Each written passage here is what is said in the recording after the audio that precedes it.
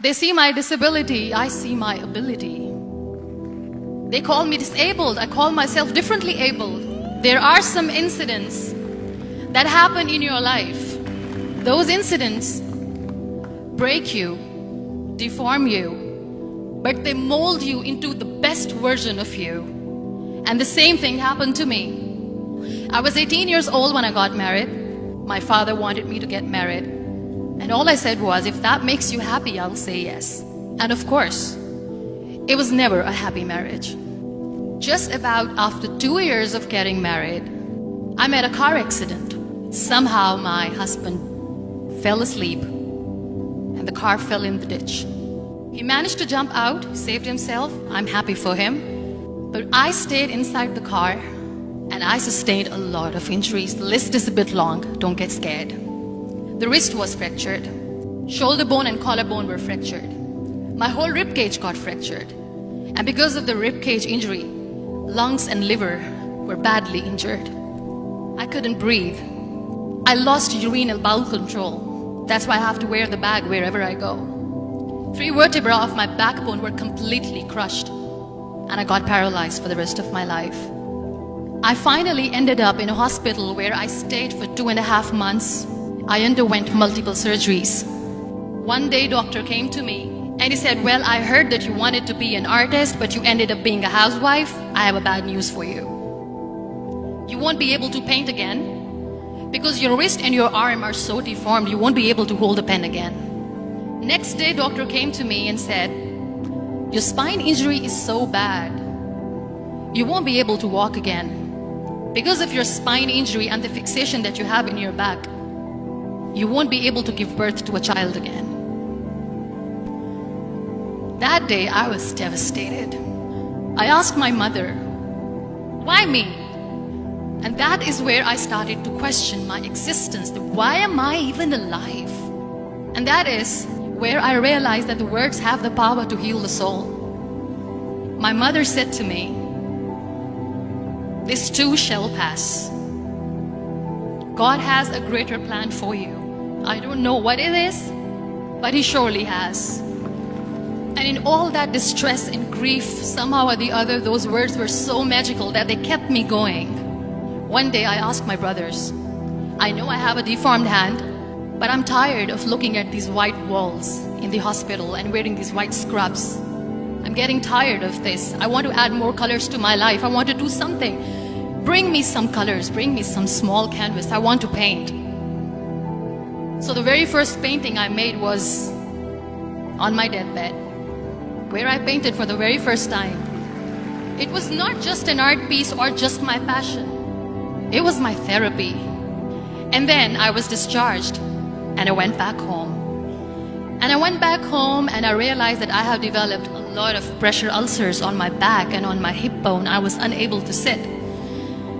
There were a lot of infections in my body, a lot of allergies. So doctors wanted me to lie down on the bed straight for not 6 months, for not 1 year, for 2 years.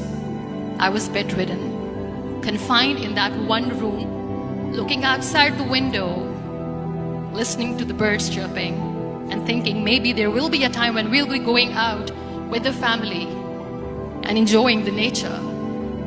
That was the time where I realized how lucky people are.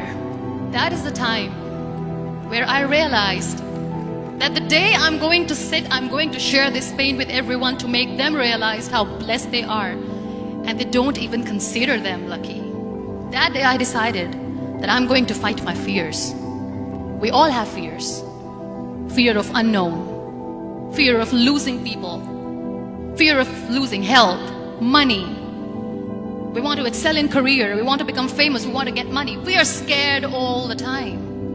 So I wrote down one by one all those fears. And I decided that I'm going to overcome these fears one at a time. You know what was my biggest fear? Divorce. I was trying to cling on to this person who didn't want me anymore, but I said no. I have to make it work. But the day I decided that this is nothing but my fear, I liberated myself by setting him free. And I made myself emotionally so strong that the day I got the news that he's getting married, I sent him a text that I'm so happy for you and I wish you all the best. And he knows that I pray for him today. Number 2 was, I won't be able to be a mother again. And that was quite devastating for me.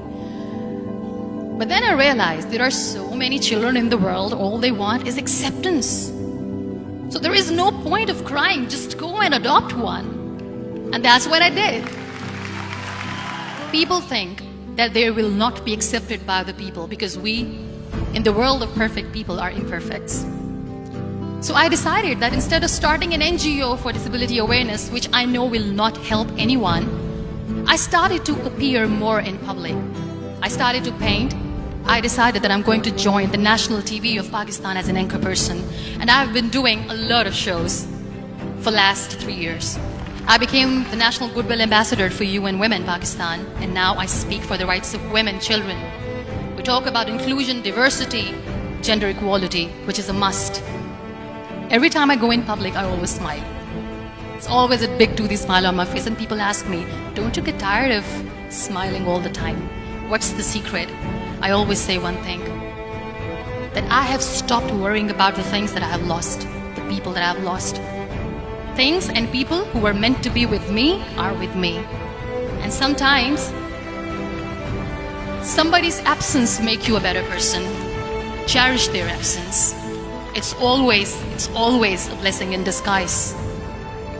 Live your life fully. Accept yourself the way you are. Be kind to yourself. Be kind to yourself. I'll repeat, be kind to yourself, and only then you can be kind to others. Love yourself and spread that love.